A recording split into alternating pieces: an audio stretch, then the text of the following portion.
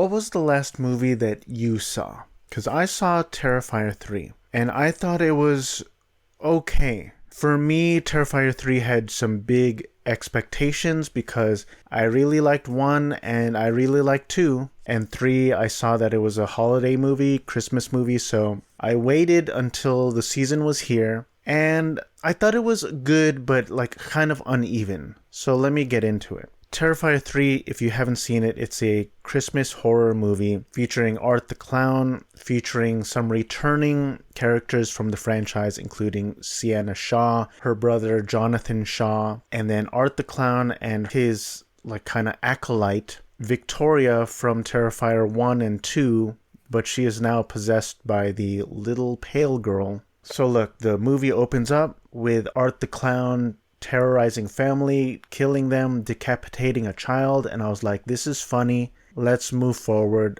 I have good expectations on this movie. And then, in the middle of the movie, there's this scene with there's going to be spoilers here. There's a bunch of kids running around, a kid opens a present, and a bomb explodes, and a bunch of children die. And I'm like, okay, I'm on board. This is really fun. Anytime children die, it's funny. So in terms of Sienna Shaw's character arc, in this movie she is coming out of a psychiatric hospital. She's just dealing with the aftermath of everything that happened from Terrifier 2, which is a bunch of her friends died, her mother was killed in the horrific way. So she's carrying a lot of baggage, expectedly so. And she's freaking out. She goes to stay with her aunt, uncle, and cousin. So they all show her some love and warmth, and especially the little cousin. And she tries to reconnect with her brother, who's now in college. And they have both dealt with some really dark stuff, so they have trouble reconnecting. There's also these side characters who's Jonathan's roommate and his girlfriend. The girlfriend does this true crime podcast. And I like how they showed how kind of annoying and vapid the true crime podcasters were. And there was some good kills in it, some fun settings. The cold open was a little strange for me, a little slow, but they decapitate a child, so that was fun. The mall scene was fun, and then Art the Clown gets to this bar, and I liked seeing Daniel Roebuck, who I know mostly from the Jedi Fallen Order video games. He plays Greeko, something like that. And then it's fun seeing Clint Howard there. But let me tell you, look, I love Lauren Lavera. Terrifier 2 was my introduction to her. I also saw her in a Gillian Keeves YouTube video, and she was great in that. And I love her. I'm a big fan. I didn't really like her story arc in here. She was mostly just at home spazzing out. And her story arc was so awesome in Terrifier 2, where slowly throughout the movie they're divulging this backstory with her and her dad was an artist, and they go into that in Terrifier 3 as well, but he came up with this like costume and this character who Sienna Shaw eventually becomes, and she has the costume in Terrifier 2, and she's like this hero and she's awesome. In here she is like mostly just spazzing out, and it was not fun to watch. And I understand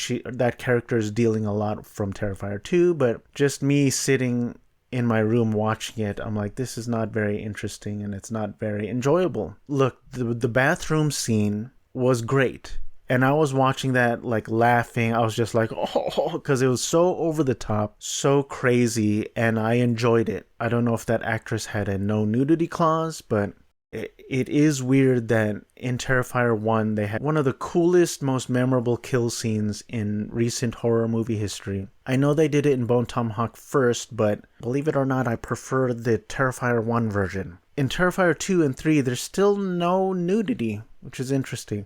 I think you see some fake dick getting chainsawed in Terrifier 3, which was fun. And then I had to cut the movie short because I had to go to bed. So I picked it up the next day after a 10-hour shift of working. I was exhausted. Then you get to the end climax of the movie, and to me, I found it repulsive.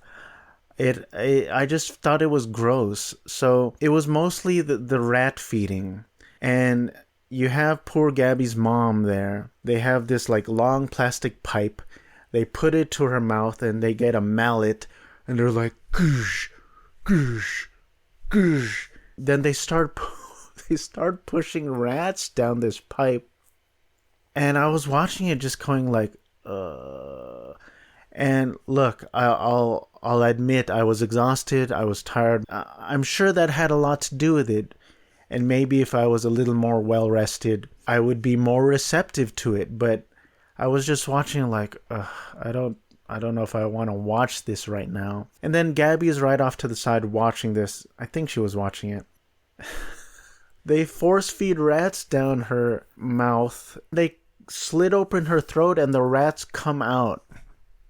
You see the rats all wet and drenched in blood. And then I was waiting for the message during the end credits. It did say no animals were harmed. I just hope that's true. Those poor rats. But I found the ending pretty gross. And Art the Clown is pushing Sienna Shaw's face into the hollowed out stomach and entrails of this dude. I actually thought that dude hanging on the wall, I thought it was Jonathan's roommate. And I wasn't sure if it was the roommate or it was Sienna's uncle. I guess we can assume it was the uncle because he would have to have dragged the roommate's body all the way to the house and then hang it up on the wall. They don't really mention or discuss where the uncle was. For some reason, my brain assumed that was the roommate. They mentioned that this skull that these rats are eating belonged to Jonathan. We're not sure if that's true or they're just trying to mislead us. I'm not sure. I just found the ending to be gross. I didn't know that I had limits with this sort of stuff. Like, I watched Martyrs and I thought it was gross, but fine. For some reason, I didn't like this rat torture scene. But I'm probably going to watch this movie again before the end of the year. And I'll come back on here and give my thoughts again. I'm hoping I'm going to watch it again and then just be a lot more receptive to it and be like, yeah, it was disgusting but fun. But as for now, I enjoyed this movie the least out of the three Terrifier movies. And that's a bummer to say out loud, to be honest, because I love that whole crew. Damien Leone, by the way, I was looking at the behind the scenes. The dude is totally ripped. I was like, dang. He's just talking. He was like, oh, yeah, Art the Clown. And Art the Clown is great. Played by David Howard Thornton. I like Damien Leone a lot. I love Lauren Rivera. David Howard Thornton is awesome as Art the Clown. I liked Samantha Scafidi a lot. I thought she was really good in the first Terrifier. She had a kind of minor role in the second one, and then a bigger role here, but her, you can't see her face because she's all made up to be scarred and disfigured. I love that whole crew. I'm looking forward to the fourth one. But as for now, I can't recommend the movie, but it did really well at the theater. It had a budget of $2 million, box office of $90.3 million, and I'm happy for them, and I want them to do well. Upon this first viewing, I just didn't love the movie. It felt kind of uneven, and that end scene was so repulsive. I was just repulsed by it, that's all I can say. What did you think of this movie? Did you think it was a good holiday horror movie, Christmas horror movie? I want to rewatch the original Black Christmas, and I want to rewatch Gremlins, but that's where I'm at right now. Thanks for watching, thanks for hanging out. What was the last movie you saw in theaters? Happy holidays.